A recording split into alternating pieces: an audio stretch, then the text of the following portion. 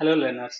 ఈరోజు ఈ వీడియోలో మనం టైప్‌స్క్రిప్ట్‌లో ఉన్న ఆబ్జెక్ట్స్ అండ్ కస్టమ్ టైప్స్ గురించి నేర్చుకుందాం.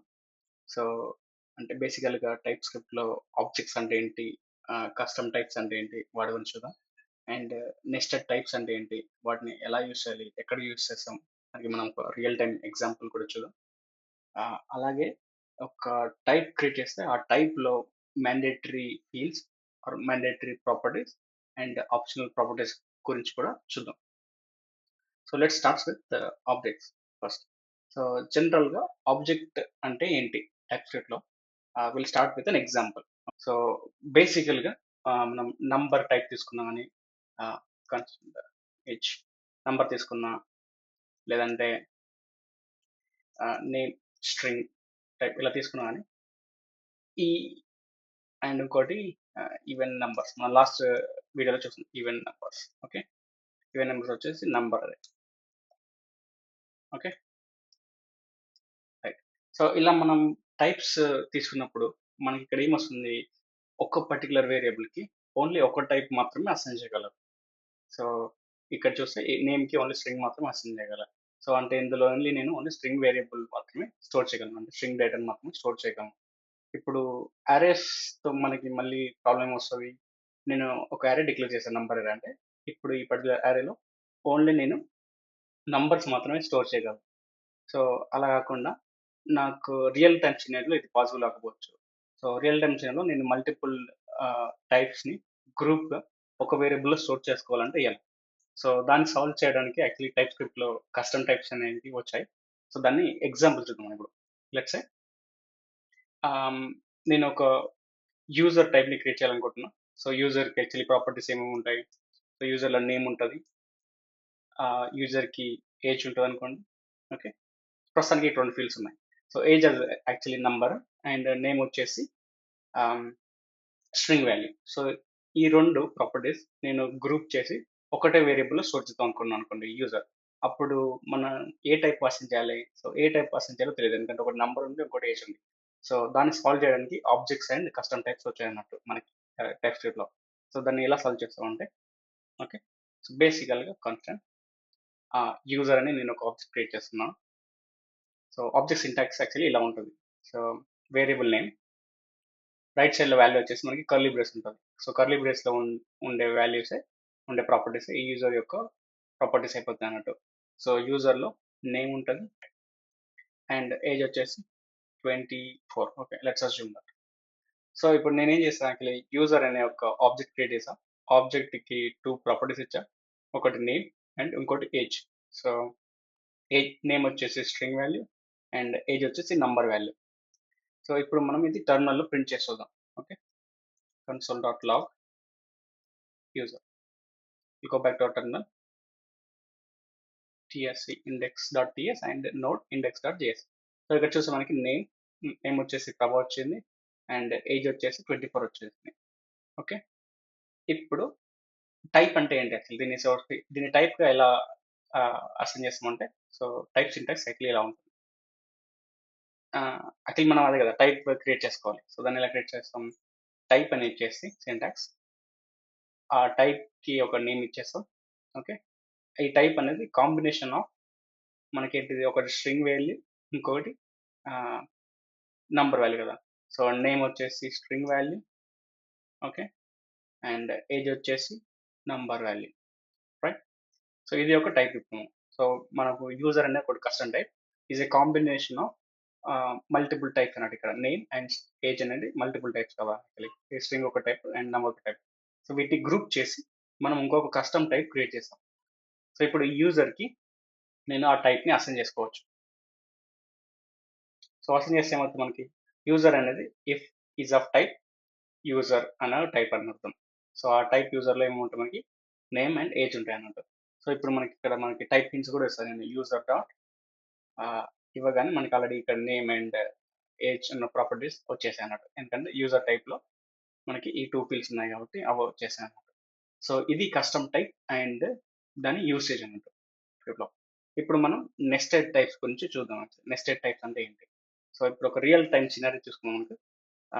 మనకి బ్యాంక్ అకౌంట్స్ ఉంటాయి కదా! లెట్స్ సే బ్యాంక్‌లో అకౌంట్ అనేది ఉందనుకోండి మనకి. సో, జనరల్‌గా ఒక అకౌంట్ ఒక యూజర్‌తో అసోసియేట్ అయ్యి ఉంటది కదా! సో, అకౌంట్‌లో మనకేముంటాయి? బ్యాలెన్స్ ఉంటది. ప్రస్తుతానికి బ్యాలెన్స్ ఒకటి తీసుకున్నాం. ఓకే.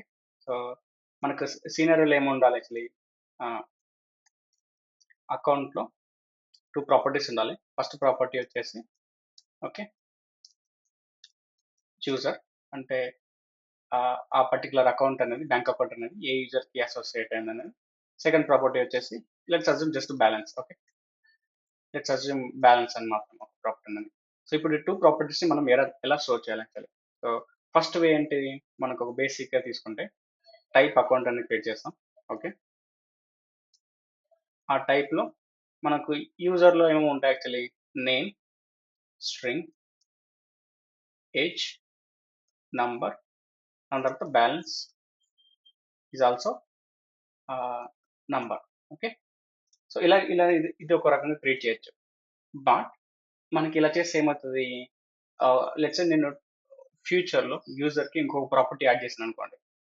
అప్పుడు మనం ఏం చేయాల్సొస్తది? అకౌంట్‌లో ఉన్న ప్రాపర్టీస్ కూడా అప్‌డేట్ చేయాల్సొస్తది. సో, అలా కాకుండా దీన్ని సాల్వ్ చేయడానికి నెస్టెడ్ టైప్స్ అని వచ్చాయి TypeScriptలో. సో, ఏం చేయొచ్చు నెస్టెడ్ టైప్స్ అంటే ఈ టైప్‌ని ఈ నేమ్ అండ్ ఏజ్ అనేది యూజర్ టైప్ కదా! దాన్ని మనం తీసేసి యూజర్ అని ఇచ్చేసి టైప్ యూజర్ అని ఇవ్వచ్చు. సో, ఇది యాక్చువల్లీ నెస్టెడ్ టైప్ అన్నట్టు. అంటే మళ్ళీ తీసేస్తాం.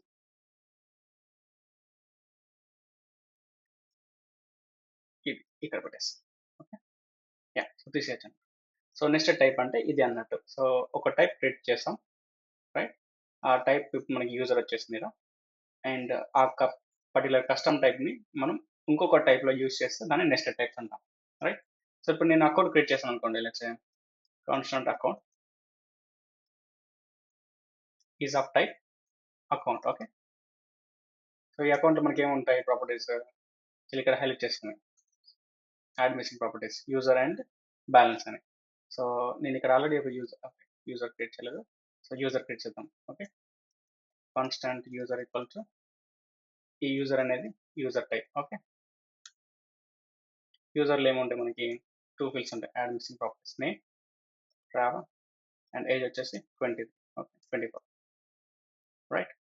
ఇప్పుడు నేను ఈ ఆబ్జెక్ట్‌ని ఈ యూజర్‌కి అసైన్ చేసుకోవచ్చు యాక్చువల్లీ ఈడ. రైట్? దాని తర్వాత బ్యాలెన్స్ 0 పెట్టొచ్చు. ఇప్పుడు నేను ప్రింట్ చేస్తే నేను కన్సోల్ డాట్ లాగ్ అకౌంట్‌ని ప్రింట్ చేశాననుకోండి. మనకేమొస్తది? అకౌంట్‌లో 2 ప్రాపర్టీస్ ఉన్నాయి. యూజర్ అండ్ బ్యాలెన్స్ అని. సో, అది ప్రింట్ అయిపోతుంది మనకి. టెర్మినల్‌కెళ్ళి మళ్ళీ రన్ చేస్తాం మనం. చూస్తే ఇక్కడ ఏమొచ్చింది? 2 ప్రాపర్టీస్ ఉన్నాయి యాక్చువల్లీ. సో, యూజర్‌లో అనేది ఒకటి మళ్ళీ అగైన్ ఆబ్జెక్ట్ ఎందుకంటే అది కస్టమ్ టైప్ కాబట్టి. అండ్ బ్యాలెన్స్ అనేది ఇంకో ప్రాపర్టీ అది నంబర్ టైప్ కాబట్టి 0 వచ్చేసింది. ఇప్పుడు ఈ ప్రాపర్టీస్‌ని మనం ఎలా యాక్సెస్ చేయాలి యాక్చువల్లీ? అంటే కస్టమ్ ప్రాపర్టీస్‌ని మనం ఎలా యాక్సెస్ చేయాలంటే నెస్టెడ్‌లో కూడా పెద్ద డిఫరెన్స్ ఏం లేదు. అకౌంట్ ఇప్పుడు ఈ ఆబ్జెక్ట్ డాట్ అనగానే మనకి ప్రాపర్టీస్ వచ్చేసాయి. ఇక్కడ యాక్చువల్లీ నెస్టెడ్‌లో మనకేముంది యూజర్ అండ్ బ్యాలెన్స్ ఉండట్ల 2 ప్రాపర్టీస్ వచ్చినాయి.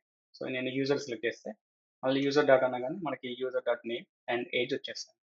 సో, ఇది కూడా ఇలా కూడా మనం యాక్సెస్ చేసుకోవచ్చు యాక్చువల్లీ. మళ్ళీ టెర్మినల్‌కెళ్ళి రన్ చేస్తే ప్రభా అనేది ప్రింట్ అయిపోయింది. రైట్. సో, ఇది యాక్చువల్లీ నెస్టెడ్ టైప్స్ ఎలా యూజ్ చేయాలి TypeScriptలో యూసేజ్. ఆహ్, ఇంకొక కాన్సెప్ట్ ఉంది actually mandatory fields versus optional fields అని. అంటే బేసికల్లీ అది అంటే ఏంటి? ఇప్పుడు మనం ఒక టైప్ డిక్లేర్ చేసాం లెట్స్ సే యూజర్ ఒక టైప్ అండ్ అకౌంట్ ఒక టైప్. సో, ఇందులో కొన్ని ఫీల్డ్స్ మనకి మ్యాండేటరీగా ఉండొచ్చు. కొన్ని ఫీల్డ్స్ ఆప్షనల్‌గా ఉండొచ్చు. ఆప్షనల్‌గా అంటే ఆ పర్టిక్యులర్ ఫీల్డ్‌లో మనకు వాల్యూ ఉండొచ్చు, ఉండకపోవచ్చు. సో, అట్లాంటి కేసెస్‌లో మనకి ఈ మ్యాండేటరీ అండ్ ఆప్షనల్ ఫీల్డ్స్ అనేది వస్తాయన్నమాట. సో, దాని సేమ్ ఎగ్జాంపుల్‌కి మనం ఒకటి ఎక్స్టెండ్ చేద్దాం. ఓకే. సో, అకౌంట్‌లో మనకి యాక్చువల్లీ బ్యాంక్ ట్రాన్సాక్షన్స్ ఉంటాయి కదా! సో, లెట్స్ అస్యూమ్ ట్రాన్సాక్షన్స్ అనేది ఒక ప్రాపర్టీ అనుకోండి. ట్రాన్సాక్షన్స్. ఓకే. ప్రస్తుతానికి స్ట్రింగ్ అరేంజ్ చేస్తాం. మనకి ట్రాన్సాక్షన్ ప్రాపర్టీ స్ట్రింగ్స్ అనుకోండి. ఆహ్, జనరల్‌గా ఇది ట్రాన్సాక్షన్ ప్రాపర్టీ అగైన్ కస్టమర్ తీసుకుంటే బట్ మనకు సింప్లిసిటీ కోసం ఓన్లీ స్ట్రింగ్ అరేంజ్ చేస్తాం. ఓకే. సో, ఈ ట్రాన్సాక్షన్స్ అనేటివి జనరల్‌గా అకౌంట్‌కి ఇనిషియల్ అకౌంట్ తీసుకోండి. అంటే ఫస్ట్ టైమ్ అకౌంట్ క్రియేట్ చేస్తే మనకి ట్రాన్సాక్షన్స్ అన్ని ఎంప్టీ ఉండొచ్చు. అంటే ఈ ట్రాన్సాక్షన్ అనే ప్రాపర్టీ కెన్ బి ఆప్షనల్ అన్నమాట. అంతే కదా! సో, ఆప్షనల్ ప్రాపర్టీస్ మనం ఎలా డిక్లేర్ చేస్తామంటే క్వెషన్ మార్క్ పెట్టేస్తే అయిపోతది ఇక్కడ. సారీ. ఇక్కడ క్వెషన్ మార్క్ పెట్టేస్తే ఆ పర్టిక్యులర్ ప్రాపర్టీ అనేది ఆప్షనల్ అని అర్థమైపోతుందన్నమాట. అలా అలా పెట్టలేదనుకో మనకి ప్రాబ్లమ్ ఏమొస్తది? ఇప్పుడు నేను క్వెషన్ మార్క్ తీసేసాననుకోండి, ఇక్కడ మనకు ఆల్రెడీ ఎర్రర్ చూపిస్తుంది. ఏంటిది? హోవర్ చేస్తే property transactions is missing in type something something. ఈ టైప్ అంటే అకౌంట్ అనే టైప్‌లో ట్రాన్సాక్షన్స్ అనే ప్రాపర్టీ మిస్ అయింది. అందువల్ల ఇది ఎర్రర్ చూపిస్తుంది అన్నట్టు. సో, ఇది ఆప్షనల్ కాబట్టి మనం ఆప్షనల్‌గా డిక్లేర్ చేసేస్తే అది ఎర్రర్ అని చూపించదు. అంటే ఈ పర్టిక్యులర్ వాల్యూ మనకి ఉన్నా లేకపోయినా పెద్ద డిఫరెన్స్ ఏం లేదని అర్థం. అలా. సో, అది టైప్ స్క్రిప్ట్‌లో మనం ఇప్పుడు ఆబ్జెక్ట్స్ గురించి నేర్చుకున్నాం. టైప్స్ గురించి నేర్చుకున్నాం. కస్టమ్ టైప్స్ అండ్ దాని ప్రాపర్టీస్ మనం ఎలా యాక్సెస్ చేయాలి. నెస్టెడ్ టైప్స్ గురించి నేర్చుకున్నాం. And also optional properties and mandatory properties ఏంటో కూడా నేర్చుకున్నాం. So that's it for this video. ఈ వీడియో మీకు నచ్చితే please like, comment and share. Thank you.